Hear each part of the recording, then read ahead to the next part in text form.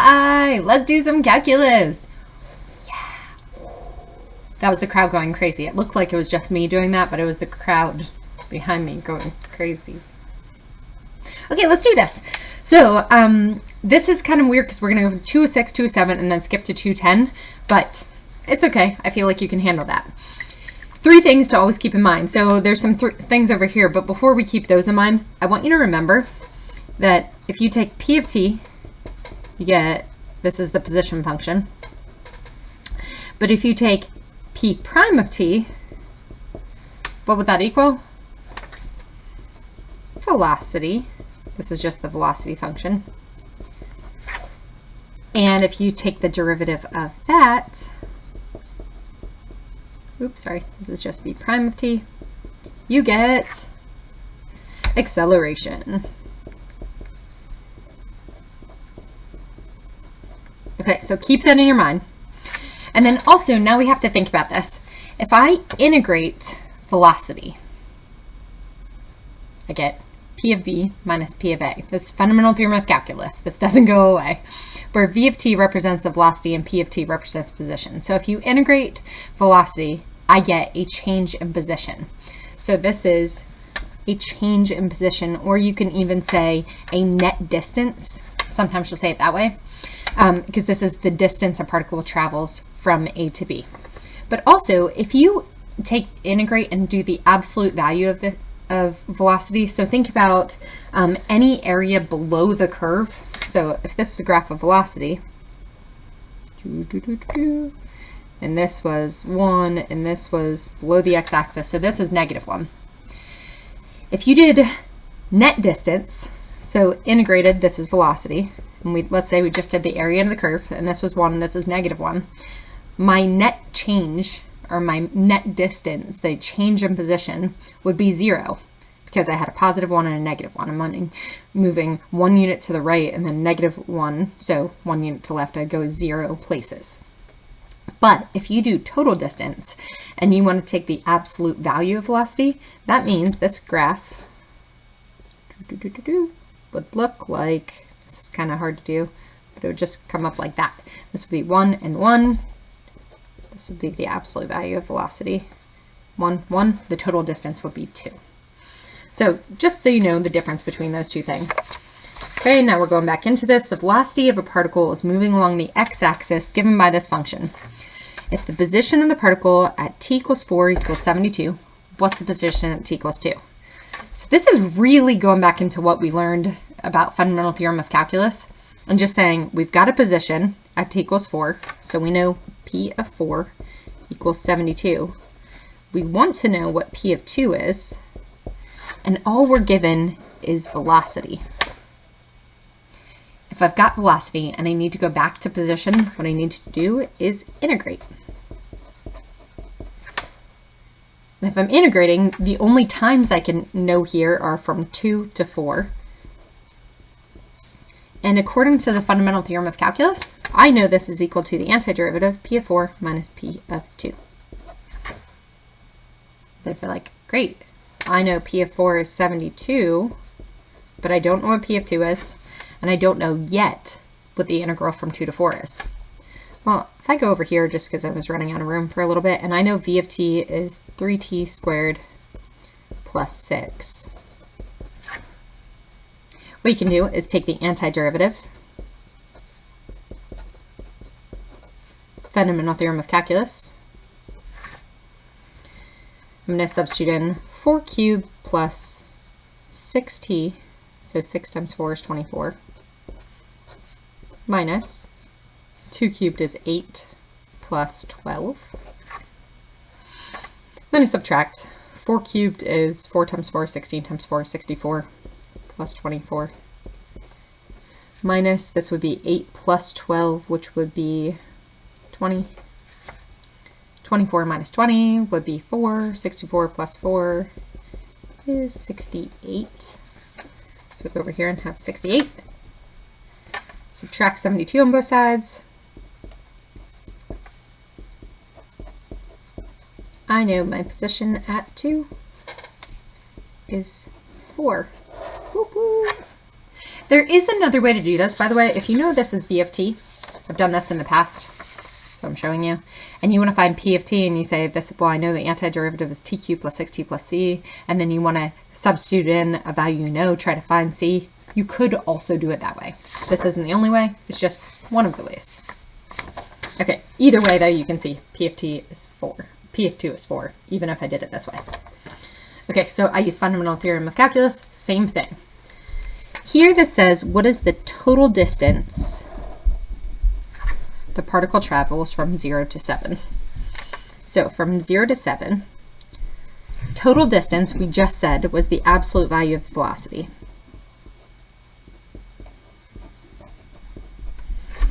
And so when I'm thinking about this, what I need to actually do is I need to break this integral into parts. Where is the particle moving to the left? Where is the particle moving right? And I know that I'm probably, like, when I'm saying this, you're like, oh man, I knew something about position and when a particle moves left and when it moves right, but I forget what that is. A particle moves left when velocity is negative. A particle is moving to the right when velocity is positive. So if I do this, and I want to say total distance, what I want to do up here is, if I know velocity is 3t squared plus 6, I want to figure out if anywhere in this interval from 0 to 7, is this particle going to change signs? Or I should say, is the velocity going to change signs? If I set this equal to 0, and I say, what? And then I divide, I can't take the square root of I said divide, I divided here, divided by 3 on both sides. But I can't take the square root of a negative number. That's not a thing. So there's no place where this function equals 0.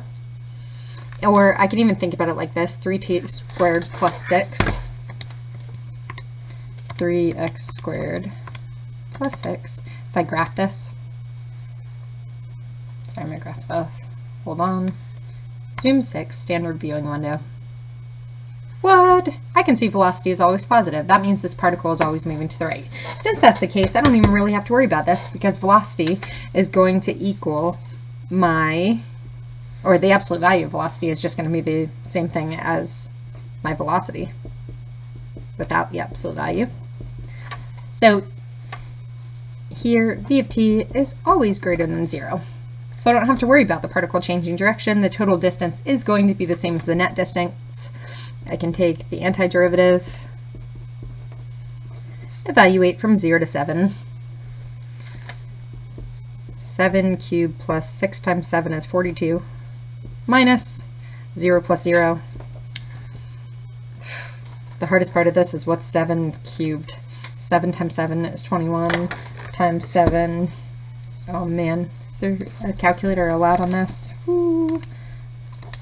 I could do it, but I could also just say, oh, 343, that's totally what I thought. 343 plus 42. I'm going to put this over here. 343 plus 42 would be 385. And then if I say 385, do we know even any units on this? No, none were given, so it's weird just saying 385. You could say 385 units if you want, but this is just 385. You don't have to put anything there because units weren't given in the first place. Let's do more! Actually, if you have any questions on this page, remember, stop, think about it, let me know what questions you have, work through it, and then everything else will make a little bit more sense too if you spend the time thinking about why these problems work in the first place. Okay, let's do another one. So I'm moving on to 207. I had an equation. I hope I have a graph. Soon. Okay, let's do another one with just an equation first. I'm going to put this right here. Okay, the velocity of a particle, this is on page 207. Velocity of a particle is moving along the x-axis is given by this crazy function.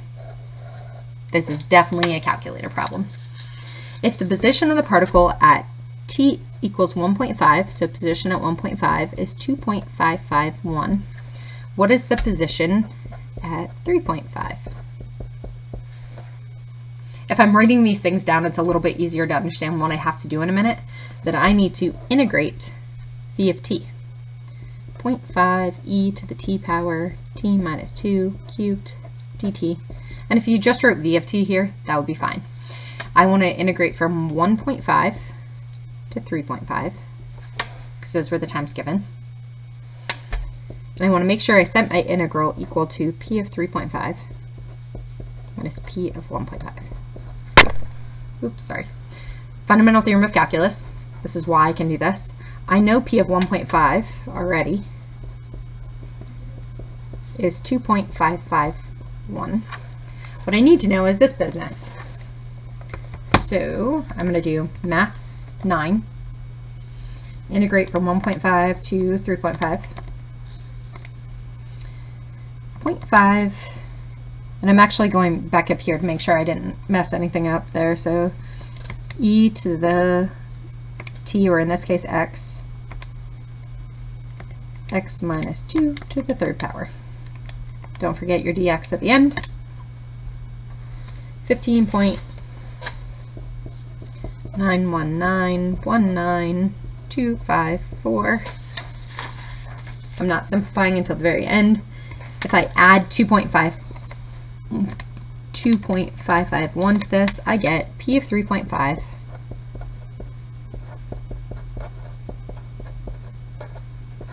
equals 18.470. Okay.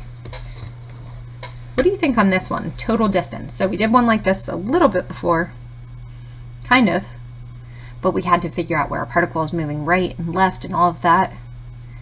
Now we don't actually have to.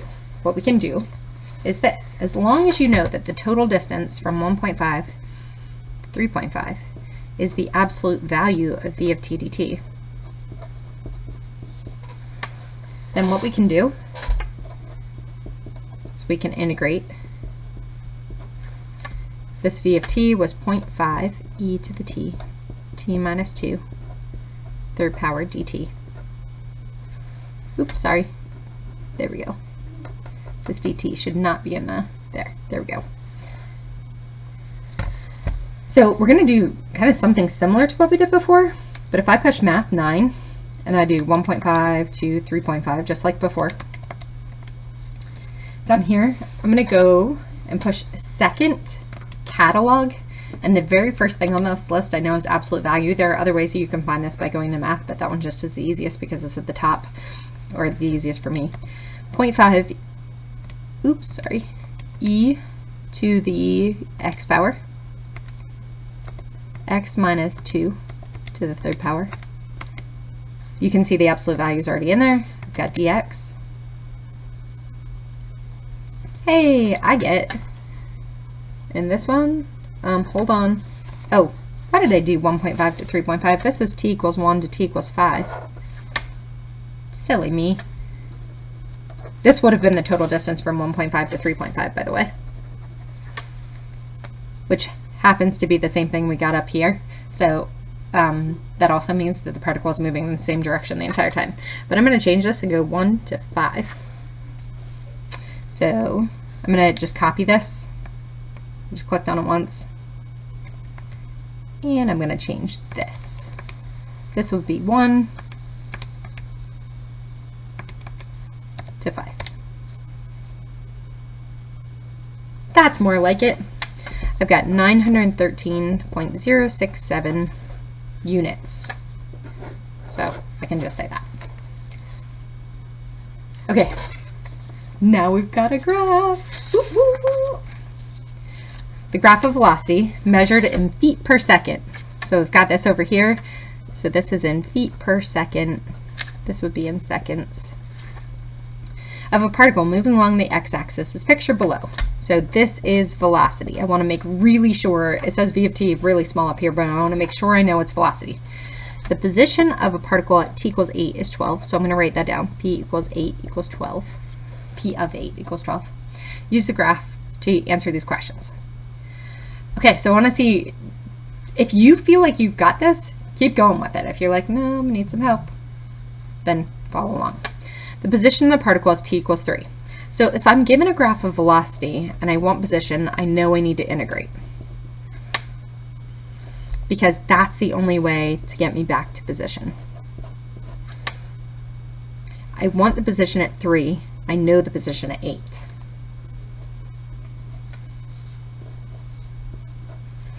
What's different about this one is that I have a graph, and the graph matches. So I've got v of t here, I've got v of t here. So think about it, what do? Area under the curve.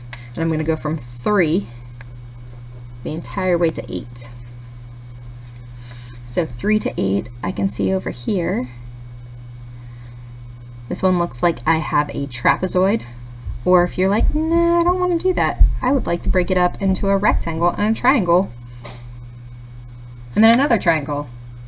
Sometimes that's even easier. So this rectangle would be a width of 1, a height of 5. So I'm going to say 5 plus the area of this triangle, 1/2 base, so 1/2 times 2 times height is 5, minus the triangle below the curve, so 1/2 base would be 2, the height is 2. Make sure if you put the height as -2, then this should be positive here. So either way, it's going to work out. P of 8 is 12. P of 3 is what I want to find. This would be 5 plus, the 2's cancel out, so 5 plus 5 is 10, minus, this would be 2, because 1/2 times 2.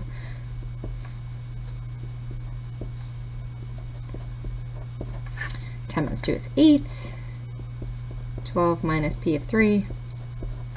Here you might just say, well, I know P of 3 has to be 4 then, or you could subtract 8, or I'm sorry, subtract 12 on both sides, divide by a -1, but P of 3 is 4. We did it!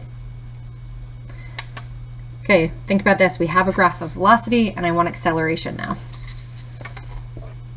Switching things up. Acceleration. Acceleration at 5 is the same thing as the derivative of velocity at 5. Remember, derivative is just slope of the tangent. If I go to 5, I have to figure out what is the slope. This is a straight line, so if I think about how do I get down from this point to this point, I would go down 5, right 2. If I think about what the slope is, well, this y-axis is measured in feet per second. The x-axis is measured in seconds. So remember, this is the slope at t equals 5, which means my acceleration would be -5/2 feet per second, or you can say feet per second squared. Okay, what is the net distance? Net distance is going to be if I integrate velocity. I'm going to do that from 0 to 10. Because, and if you want to write this, that's equal to P of B minus P of A, you can, but remember P of B minus P of A, or in this case P of 10 minus P of 0, this whole thing is net distance. You don't have to solve for anything else. You're not solving for position. This is the net distance from 0 to 10 seconds. So all you have to solve is this. If I want to integrate velocity from 0 to 10, I have to find the area under the curve from 0 the entire way to 10. So I'm going to break this up into multiple shapes. And this one is over 5, right 2. I don't know why this is so hard to see right now. Hold on one second. Oh, now it's a little bit easier to see that this is at 2. Okay, so I'm going to break this up in different shapes. This one is a triangle. You should try this too. 1/2 base times height, so 2 times 5, plus here I'm going to do this entire trapezoid, or not trapezoid, rectangle. So 2 times 5 is 10, plus 1/2, 2 times 5 again. Subtract what's below the x-axis, so I'm going to subtract 1/2 base times height, so 1/2, 2 times 2. And then I'm going to do that again because of this triangle over here.